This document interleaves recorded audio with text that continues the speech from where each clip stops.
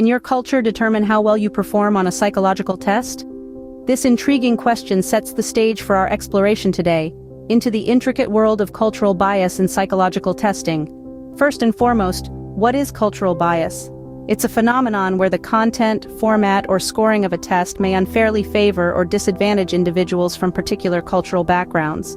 This bias is not always deliberate but can deeply impact the fairness and validity of results. This bias seeps into various forms of psychological tests. Standardized tests like intelligence tests, personality assessments, and aptitude tests can inadvertently favor certain cultural norms and values. Similarly, clinical assessments used for diagnosis and treatment planning are not immune to this bias. Enter cultural competence, a vital tool in psychological assessment. It emphasizes the need for test developers and clinicians to be aware of cultural nuances. Cultural sensitivity training is a crucial part of this, arming psychologists and mental health professionals with the skills to navigate these complex cultural landscapes. The impact of cultural bias on test performance is far-reaching. Stereotype threat, a phenomenon where stereotypes and societal expectations influence test takers' performance, is one such effect. Even the testing context can influence results, with unfamiliar settings potentially disadvantaging individuals from different cultural backgrounds. Translating and adapting psychological tests for different cultural and linguistic groups pose significant challenges. Similarly, creating representative norming samples that account for diverse cultural backgrounds is a tricky task, but is essential for fair testing. The shadow of cultural bias extends to educational testing as well.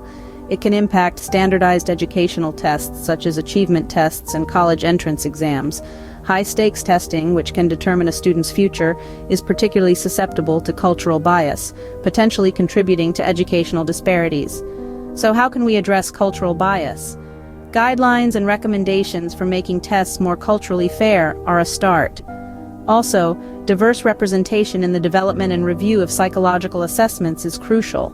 It brings a variety of perspectives which can help minimize bias. Innovations are also on the horizon.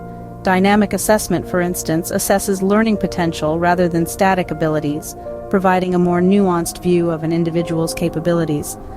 Efforts are underway to develop culturally inclusive assessments that minimize bias and provide a more accurate reflection of individuals' abilities. In conclusion, cultural bias in psychological testing is a significant concern that can influence test performance and outcomes. By understanding this bias, promoting cultural competence, addressing bias in test development, and exploring innovative alternatives, we can work towards more equitable and culturally sensitive assessment practices. The journey towards cultural fairness in psychological testing is ongoing, but each step forward is a stride towards a more inclusive understanding of human psychology